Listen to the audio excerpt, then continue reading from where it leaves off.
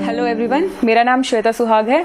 मैं 2016 बैच की HCS officer हूं और आज मैं आपको HCS एग्ज़ाम के बारे में जो जनरल क्वेरीज सब लोगों की रहती हैं उसके बारे में आपको मैं बताना चाहूँगी। अभी मुझे लगभग 2 साल हो चुके हैं सर्विसेज में, तो अभी मैं आपको एक बार इसमें जो जनरल जॉब प्रोफाइल रहती है उसके बारे में मैं आपको बताना चाहूँगी। सबसे पहले तो पोस्ट जो हम होल्ड करते हैं, HCS रहते हुए शुरू के सालों में हम city magistrate, SDM, joint commissioner in municipal corporation, CO Zila Parishad या फिर जॉइंट डायरेक्टर डिफरेंट डिपार्टमेंट्स में एट हेडक्वार्टर लेवल, ये सब पोस्ट हैं जो HCS होल्ड करते हैं। And after some years in service आप ADC, एडिशनल डिप्टी कमिश्नर, और कमिश्नर म्यूनिसिपल कॉरपोरेशन, इन सब पोस्ट के लिए भी एलिजिबल हो जाते हैं। और हरियाणा सिविल सर्विसेज और जैसे स्टेट सिविल सर्विसेज होती हैं उन सब की तरह ही इसका जो प्रमोशन है after some year in service, आप you get promoted to IAS। तो ये जो है जनरल हमारा जॉब का प्रोफाइल रहता है। बहुत ही डाइवर्स जॉब है। मुझे 2 साल यहाँ पे हो गए हैं, बट मोनोटनी जैसी चीज़ कोई इसमें नहीं लगती है। हर दिन अलग होता है, हर दिन करने के लिए कुछ नया काम होता है। आप बहुत तरह के लोगों से मिलते हो और बहुत सारे लोगों से मिलते हो, क्योंकि पब्लिक डीलिंग एक इम्पोर्टेंट पार्ट रहता है हमारी जॉब का। तो इसलिए अच्छा लगता है, इंटरेस्टिंग जॉब है। क्योंकि कई बार हमें लगता है कि डेस्क जॉब्स जो रहती हैं हम बोर हो जाते हैं, या फिर एक पॉइंट के बाद सैचुरेशन हो जाता है, ग्रो करने के लिए नहीं रहता। तो मुझे इस जॉब की सबसे अच्छी बात यही लगती है कि यहाँ पे ग्रो करने की आपके पास सफिशिएंट अपॉर्चुनिटीज हैं। और उसके अलावा अगर आप देखो तो आप लोगों के लिए बहुत कुछ इसमें कर भी सकते हो। सही में आप लोगों की लाइफ में एक चेंज ला सकते हो। आप अगर कुछ करोगे, आप फील्ड में वो दिखाई देगा, उसके रिजल्ट्स आपको दिखाई देंगे, उसके लिए आपको अप्रिसिएशन भी मिलेगा और आपको नजर आएगा सीधे सीधे कि किस तरह से आप लोगों की लाइफ में एक चेंज ला पाए हो। तो वो एक जो वर्क सेटिस्फेक्शन जो आएगा वो इस जॉब में बहुत अच्छे से आपको मिल सकता है। तो इस तरह से काफ़ी बढ़िया ये जॉब प्रोफाइल इसका है। उसके अलावा अगर हम फैसिलिटीज़ की बात करें तो गवर्नमेंट हमारी ज़्यादातर नीड्स का ध्यान रखती है। We get a decent house, उसके अलावा you get a government vehicle with a driver. अगर आप किसी ऐसी पोस्ट पे हैं जहाँ पे पब्लिक डीलिंग है, और if it is a magisterial post, then you get a gunman also. और बाकी हर तरह की फैसिलिटी का आपका ध्यान रखा जाता है। तो जो हम कहते हैं कि गवर्नमेंट जॉब में सैलरी जो काफ़ी मोडेस्ट होती है, तो वो कहीं ना कहीं बाकी फैसिलिटीज़ जो प्रोवाइड करती है गवर्नमेंट, वो कमी वहाँ पे पूरी हो जाती है। दूसरी चीज़ मैं आप लोगों को ये बताना चाहूँगी कि कई बार हम सोचते हैं कि गवर्नमेंट जॉब में आ गए तो फिर चलो कुछ साल पढ़ लेते हैं, फिर we will get entry into this job और फिर हम अच्छे से एंजॉय कर पाएंगे, कोई काम नहीं करना पड़ेगा। या फिर हमारा एक पहले से प्री कंसीव्ड नोशन होता है कि गवर्नमेंट जॉब में ज़्यादा काम नहीं करना पड़ता, कम वर्कलोड रहता है, तो वो गलत है। अगर आप ये सोच के आओगे कि आप इसमें एंटर करने के बाद आपको काम नहीं करना पड़ेगा या आपकी बहुत ही कंफर्टेबल लाइफ रहेगी, तो मैं आप लोगों को कहना चाहूंगी तो आप प्रिपेयर ना करें। This job is not for you, क्योंकि मेहनत आपको हमेशा करनी पड़ेगी। काम काफी ज्यादा होता है। इनफैक्ट आज के दिन अगर हम देखें तो प्राइवेट जॉब से ज्यादा काम गवर्नमेंट सर्वेंट्स को करना पड़ता है। तो ये अपना एक माइंड में रख के आए कि आपको मेहनत जो है वो जिस तरह से आप पहले उसमें एंटर करने के लिए मेहनत करेंगे, वैसे ही आपको बाद में भी करते रहनी पड़ेगी जॉब में भी। अब मैं आती हूँ इसके जनरल पैटर्न पे। HCS एग्जाम जैसे UPSC का एग्जाम होता है, उसी तरह से 3 स्टेजेस में डिवाइड है। पहला है प्रीलिम्स, फिर है मेंस और फिर है इंटरव्यू। प्रीलिम्स में जब मैंने प्रीलिम्स दिया था तो उस टाइम पे एक GS का पेपर होता था, जनरल स्टडीज, और दूसरा पेपर जो होता था सेम डे वो ऑप्शनल सब्जेक्ट का होता था। MCQ टाइप आता था, बट ऑप्शनल सब्जेक्ट आपको थॉरली पढ़ना पड़ता था और वो उससे पूछते थे। लेकिन इस साल से थोड़ा चेंज हुआ है सिलेबस में कि जो पेपर सेकंड है वो ऑप्शनल की बजाय अब CSET का पेपर हो गया है। तो UPSC की तरह ही इसमें CSET का इस बार पूछा गया है। और अभी 100 मार्क्स के दोनों पेपर रहे हैं। 100 क्वेश्चंस GS में आते हैं और 100 क्वेश्चंस CSET में आते हैं। और CSET का पैटर्न मोर और लेस UPSC जैसा ही है, जिसमें आपको जनरल मैथ्स पूछा गया, रीजनिंग पूछी गई और इंग्लिश के पैसेज और क्वेश्चंस इस तरह से पूछे गए हैं। तो आप उसी पैटर्न पे CSET की तैयारी कर सकते हैं। पहले मैं CSET पे आने से पहले GS के बारे में बात करना चाहूंगी। हरियाणा में और UPSC में एक ये फर्क है कि UPSC में कॉन्सेप्चुअल ज्यादा पूछते हैं। हरियाणा में ज़्यादातर क्वेश्चंस आप देखेंगे कि स्ट्रेट आएंगे, आपको क्वेश्चन देख के पता चल जाएगा, ऑप्शन 4 होंगे उसमें से आता है या नहीं आता है। फैक्चुअल जिसको हम बोलते हैं, फैक्चुअल क्वेश्चन ज़्यादा आते हैं हरियाणा में। तो एक तो आप जब पढ़ाई कर रहे हैं इस चीज़ का ध्यान रखें कि बहुत ज़्यादा किसी एक टॉपिक में स्पेशलाइजेशन डेवलप करने से अच्छा है आप बहुत सारे टॉपिक्स पढ़ें, ज़्यादा चीज़ें कवर करें। क्योंकि हमारे सिविल सर्विसेज में तो वैसे ही सिविल सर्वेंट्स को कहा जाता है कि jack of all trades and master of none. तो आपको पढ़ाई में भी अपनी वही अप्रोच रखनी है कि आपको थोड़ी थोड़ी सारी चीज़ें आनी चाहिए, मास्टरी हासिल करने की ज़रूरत नहीं है किसी एक टॉपिक में। वो आप अपने ऑप्शनल सब्जेक्ट जो लेंगे आप ऑप्शनल सब्जेक्ट में उसमें कर सकते हैं। तो आपको जो प्री के लिए प्रिपरेशन करनी है, प्री में 100 क्वेश्चंस आपके आएंगे। इसमें एक सब्सटेंशियल पार्ट रहता है हरियाणा जीएस का, जिसमें हरियाणा के बारे में जनरल क्वेश्चंस पूछे जाते हैं। ये मैं आपको सजेस्ट करूंगी कि कोई भी बुक, या तो आप अरिहंत की ले सकते हैं या डिफरेंट पब्लिकेशंस की काफ़ी बुक्स मार्केट में आ रही हैं स्टैटिक जीके के लिए, स्टैटिक हरियाणा जीके के लिए। वो आप कोई भी बुक ले सकते हैं और उसमें से प्रिपरेशन कर सकते हैं पढ़ के, वो आपका काफ़ी कुछ कवर कर लेगा। उसके अलावा हरियाणा के करंट अफेयर्स के लिए एक तो आप किसी न्यूज़पेपर को रेफर करें। आप या तो द ट्रिब्यून पढ़ सकते हैं, but that has to be Chandigarh edition, क्योंकि वो हरियाणा का ज़्यादा कवर करता है। या उसके अलावा आप एक नॉर्मल जो भी न्यूज़पेपर है उसमें पढ़ें। उसमें आप ये देखें गवर्नमेंट की एक तो स्कीम्स पे आपको खास तौर पे ध्यान देना है कि कौन सी स्कीम्स हैं जो लॉन्च हो रही हैं। उस स्कीम के बारे में फिर या तो आप इंटरनेट पे स्टडी कर सकते हैं या किसी गवर्नमेंट की वेबसाइट से ही जाके पढ़ सकते हैं। उन चीज़ों पे, स्कीम्स पे आप थोड़ा सा ध्यान दीजिए।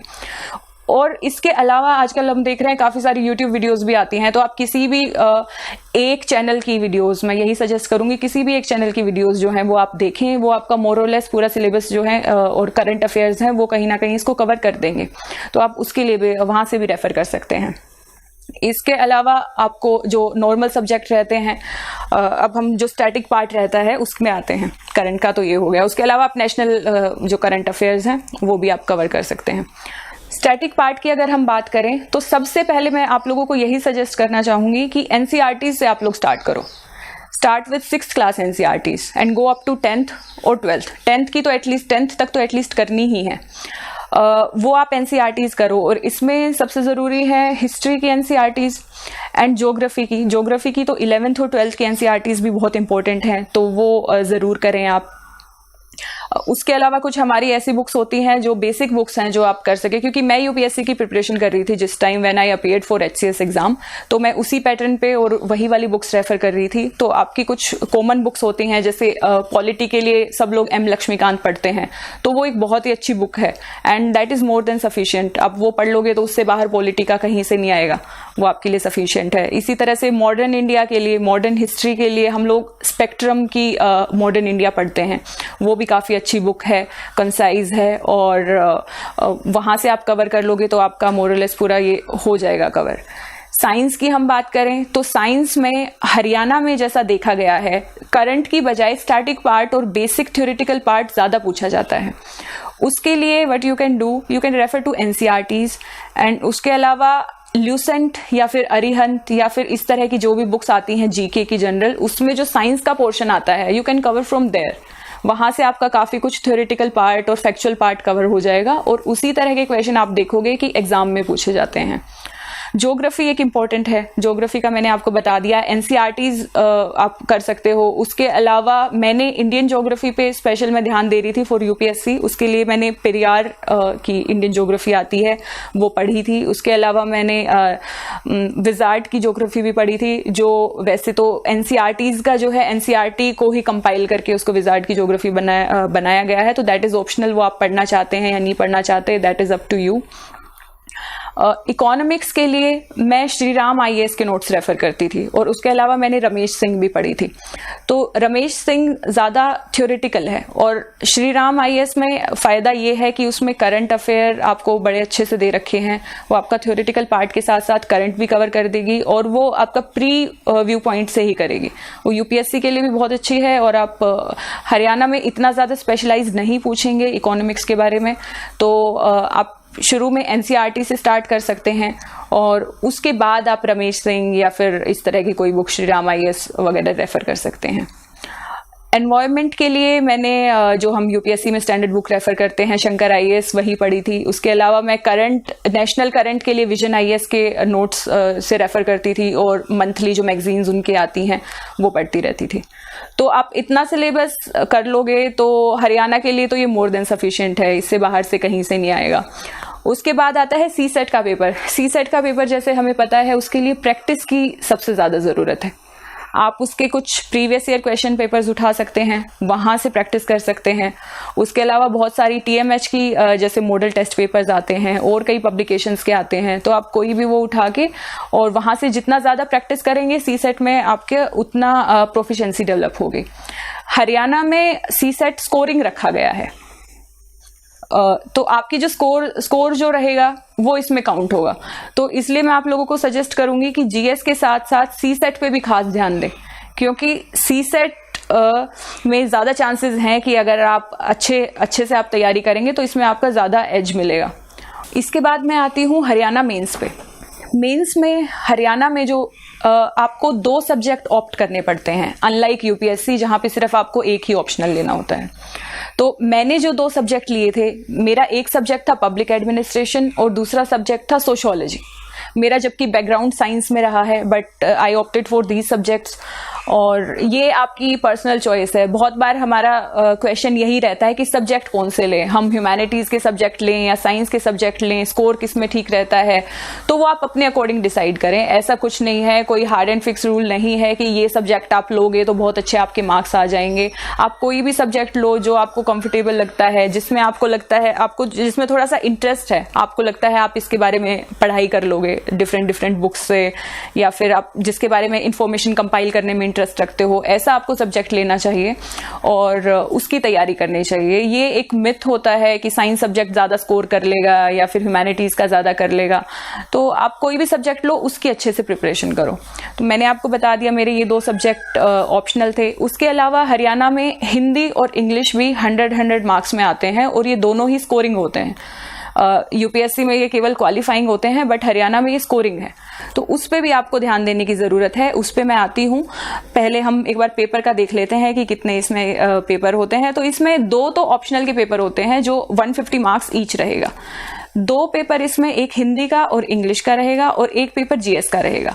तो 5 हमारे मेंस में ये पेपर आते हैं हरियाणा सिविल सर्विस एग्जाम्स में।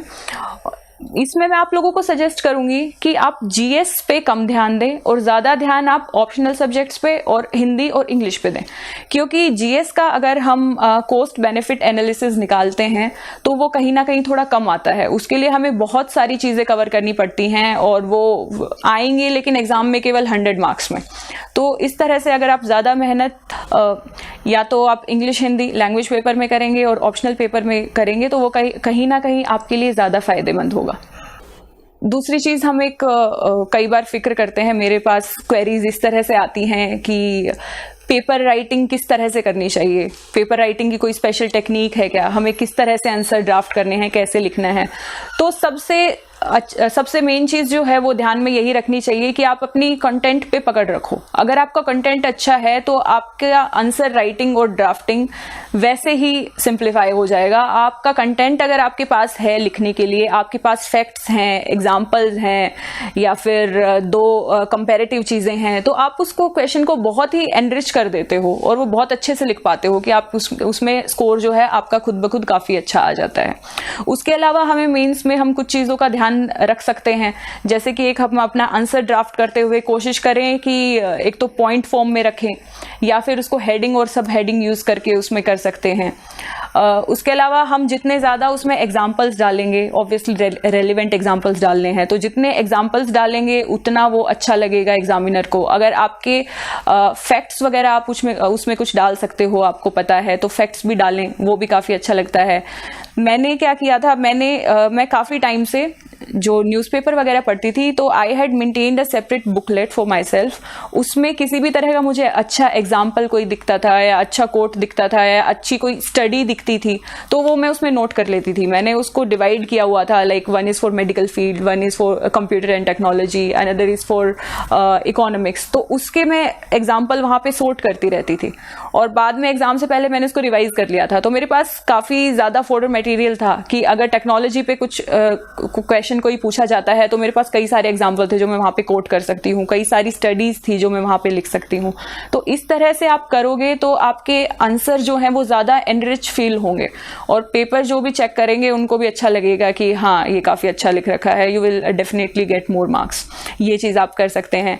या इसके अलावा आप अपनी कोई टेक्निक डिवाइस कर सकते हैं, नोट्स बना सकते हैं। नोट्स बनाने का मैं सजेस्ट करूँगी कि मैंने पर्सनली ज़्यादा नोट्स नहीं बनाए थे क्योंकि मैं बुक्स से ही पढ़ना पसंद करती थी। बुक्स में ही कुछ चीज़ें थी जिनके नोट्स बनाए थे बट ज़्यादा नहीं बनाए थे। मैं हर बार पूरा ही पढ़ती थी। बट एग्जाम से पहले आपको इस चीज़ की कमी महसूस होती है कि क्योंकि टाइम कम होता है, तब आपको लगता है हमारे पास कुछ नोट्स होने चाहिए। तो आप कुछ ऐसे इंपॉर्टेंट टॉपिक्स अपने छांट सकते हैं जिनमें आप अपने नोट्स बना सकते हैं और जो एग्जाम से पहले रिविजन के काम आपके आ जाएंगे। तो इट्स अप टू यू, आप नोट्स बना रहे हैं या नहीं बना रहे। हिंदी और इंग्लिश के पेपर के बारे में बात करें तो 100 मार्क्स ईच का ये पेपर रहेगा। इसमें आपको जनरल ग्रामर पूछी जाती है, आपका एसेज भी इसमें होते हैं। हिंदी के पेपर में एक ऐसे आपको लिखना होता है, इंग्लिश के पेपर में दूसरा ऐसे आपको लिखना होता है। तो इसके लिए आप प्रिपरेशन कर सकते हैं। ग्रामर के लिए, ग्रामर पार्ट के लिए आप किसी भी 2 बुक्स को रेफ़र कर लो। मैंने इंग्लिश के लिए एक तो रेन एंड मार्टिन को रेफ़र किया था, उसके अलावा डीजीपी को किया था। और हिंदी के लिए आप कोई भी 10th या 12th लेवल की हिंदी ग्रामर की एनी 2 बुक्स, कोई भी 2 बुक्स ले लो, वहाँ से कर लो। वो आपका ज़्यादातर सिलेबस जो है कवर कर देंगे और वहाँ से आ जाएगा। उसके अलावा आपके पास थोड़े अच्छे कोट्स हों, थोड़े अच्छे एग्जाम्पल हों जो आप ऐसे अपना सुंदर सा बना के उसको लिख सकें। आप वैसे इसमें टाइम की कमी नहीं रहती। तो मैंने जब एग्ज़ाम दिया था तो मैंने एक पेंसिल से रफ ऐसे लिख लिया था, मतलब पॉइंट नोट कर लिए थे और फिर मैंने इसको फेयर कर लिया था। तो मेरे एसेज जो हैं हिंदी में भी और इंग्लिश में भी बहुत अच्छे से लिखे गए थे। मुझे लिखते हुए फील हो रहा था कि काफ़ी अच्छा आ रहा है ये इसका। तो आप इस तरह से कर सकते हैं, टाइम की कमी नहीं रहती। बट थोड़ा सोच समझ के करें अच्छे से। आप अपना मैच्योरली आपको अपने मेंस एग्जाम में अपनी बात को पुट करना है। इसके बाद आता है इंटरव्यू। इंटरव्यू के लिए आप क्या कर सकते हैं? सबसे पहले तो आप अपने बारे में, अपनी इंफॉर्मेशन मैं आपको सजेस्ट करूंगी कि किसी आप अपनी एक डायरी या बुक में कहीं पे आप अपने बारे में सारा नोट करें और उसके बारे में एक एक चीज़ पढ़ें। क्योंकि जब आप इंटरव्यू दे रहे होंगे तो आपसे कुछ भी पूछ सकते हैं। वो आपसे आपके नाम के बारे में भी पूछ सकते हैं, आपके नाम का मतलब क्या है, या फिर आपके नाम के और कितने लोग हैं जो फेमस पर्सनैलिटीज़ हैं। इस तरह के क्वेश्चन आपसे पूछ सकते हैं। या आपकी डेट ऑफ बर्थ के बारे में पूछ सकते हैं कि क्या आपका इस दिन जन्म हुआ था तो इस दिन की कोई सिग्निफिकेंस है, या आपका इस ईयर में बर्थ हुआ था तो इस ईयर की कोई सिग्निफिकेंस है, कोई खास उस टाइम पे इवेंट रही है या हुई होगी। तो इस तरह की चीज़ें पूछ सकते हैं। उसके अलावा आपके स्कूल कॉलेज पे भी काफ़ी पूछ सकते हैं। स्कूल के बारे में, आपके स्कूल का नाम अगर किसी फेमस पर्सनैलिटी के नाम के ऊपर है या किसी और चीज़ के नाम के ऊपर है तो उसके बारे में आप थोड़ा सा बैकग्राउंड ज़रूर पढ़ के जाएं। वो क्योंकि जनरल क्वेश्चन है जो आपसे पूछ लिए जाते हैं। एक आपका कॉलेज में जो सब्जेक्ट रहा होगा जिसमें आपने ग्रेजुएशन की है उसमें भी चांसेस होते हैं कि आपसे कुछ ना कुछ पूछा जाएगा। तो उसके बारे में भी आप थोड़ा पढ़ लें तो अच्छा रहेगा इंटरव्यू से पहले। मेरा इंटरव्यू लगभग 30 मिनट्स तक चला था। 10 मेंबर्स थे, सब ने 5-5 मिनट इस तरह से 2-2, 4-4 क्वेश्चंस पूछे थे। और आपको इंटरव्यू देते हुए फील आ जाती है कि किस तरह का आपका इंटरव्यू जा रहा है। बट अगर आपको बीच में कहीं लगता है कि आपका ठीक इंटरव्यू भी नहीं जा रहा तो भी आपको एक पेशेंस रखना है और बड़े ही काम एंड कंपोज तरीके से जवाब देते हुए जाना है। इस चीज़ का ध्यान रखना है कि शांत रहना है इंटरव्यू देते हुए, ज़्यादा आपको हड़बड़ी नहीं दिखानी है। मतलब आप शांत रहेंगे तो आधा काम तो आपका वहीं हो जाता है कि आपका एक कंपोज्ड नेचर जो होता है और वो सबको पसंद आता है। तो उस चीज़ का आपको एज मिलेगा अगर आप हड़बड़ाएंगे नहीं तो। इंटरव्यू के लिए उसके अलावा आप उस टाइम पे जो करंट इवेंट्स चल रही हैं, कोई न्यूज़पेपर, जिस दिन आपका इंटरव्यू है उस दिन भी सुबह का न्यूज़पेपर पूछना चाहिए। क्योंकि जनरली देखा गया है कि सेम डे जो न्यूज़ आई होती है उसके बारे में आपसे पूछ लिया जाता है, तो उसके बारे में भी पढ़ें। उसके अलावा उस टाइम के आसपास के 2-4 महीने के करंट अफेयर्स को आप कवर कर लें। अपने हॉबीज़ के बारे में आप एक प्रिपेयर करें, क्योंकि ये कॉमन क्वेश्चन होता है कि आपकी हॉबीज़ पूछते हैं, और जैसे ही आपकी हॉबीज़ बताएंगे तो उसमें थोड़ा और डीपली जाके पूछेंगे। तो जिस हॉबी, जो आप मान लो अगर रीडिंग आपने लिख रखा है कि आपकी हॉबी है, तो उसके बारे में अपनी फेवरेट बुक क्या है, आपके फेवरेट ऑथर क्या है, जो बुक आप फेवरेट बता रहे हो उसमें क्या क्या कैरेक्टर थे या क्या स्टोरी थी, ये चीज़ें तो आपको पता होनी चाहिए। ऐसा नहीं होना चाहिए कि जो आपका इंटरव्यू ले रहा है उसको आप किसी तरह से विफूल करने की कोशिश कर रहे हो या घुमाने की कोशिश कर रहे हो, क्योंकि वो काफ़ी एक्सपीरियंस्ड लोग होते हैं, तो वो तभी की तभी आपका पकड़ में आ जाता है और उसका काफ़ी नेगेटिव इम्पैक्ट होता है। तो आप इस तरह से इंटरव्यू देंगे तो आपके इसमें भी काफ़ी अच्छे चांसेस हैं कि आपके अच्छे मार्क्स ही आएंगे। अब मैं कुछ ऐसी चीज़ों के बारे में बात करूंगी जो नहीं करनी चाहिए। मतलब डूज तो हम सबको पता है, पढ़ाई करनी है और ये बुक्स रेफ़र करनी है, जनरली यही बुक्स हैं जो हर कोई रेफ़र करता है और हर कोई सजेस्ट करता है। जो चीज़ हमें नहीं करनी चाहिए, पहली चीज़ तो स्टेट सिविल सर्विसेज एग्ज़ाम की जहाँ बात आती है तो वो कई बार काफ़ी टाइम कंज्यूमिंग प्रोसेस रहती है, क्योंकि स्टेट में चांसेस होते हैं किसी तरह की कोई लिटिगेशन हो जाएगी या फिर और कोई प्रॉब्लम आ जाएगी जिसकी वजह से एग्ज़ाम का जो प्रोसेस है वो अपने फिक्स्ड टाइम में कंप्लीट ना होके ज़्यादा टाइम ले लेगा। तो जैसे मेरा एग्ज़ाम, मैं अपने एग्ज़ाम की बात करूं तो HCS एग्ज़ाम जिसमें मेरा सिलेक्शन हुआ है उसका प्रीलिम एग्ज़ाम मैंने 2014 में दिया था अगस्त में, और मेंस इसका हुआ आफ्टर 2 ईयर इन अप्रैल 2016, और इंटरव्यू फिर अगस्त 2016 में हुआ और उसी टाइम पे फाइनल सिलेक्शन हुआ। तो काफ़ी ये लंबी प्रोसेस हो गई थी, लगभग 2 साल इसमें लग गए। तो आपको चाहिए कि एक तो आप किसी तरह की स्पेकुलेशंस में ना घुसें। ये जनरली चलता रहता है कि कब एग्ज़ाम हो रहा है, लेट हो रहा है। कई बार इस तरह से आपको सुनने में आएगा कि ये एग्ज़ाम कैंसिल होने वाला है, शायद दोबारा नोटिफिकेशन आएगी, इस बार एग्ज़ाम नहीं होगा। तो इस तरह के आपको कोई चीज़ें नहीं सुननी है, आपको किसी तरह की स्पेकुलेशन में लगने की ज़रूरत नहीं है।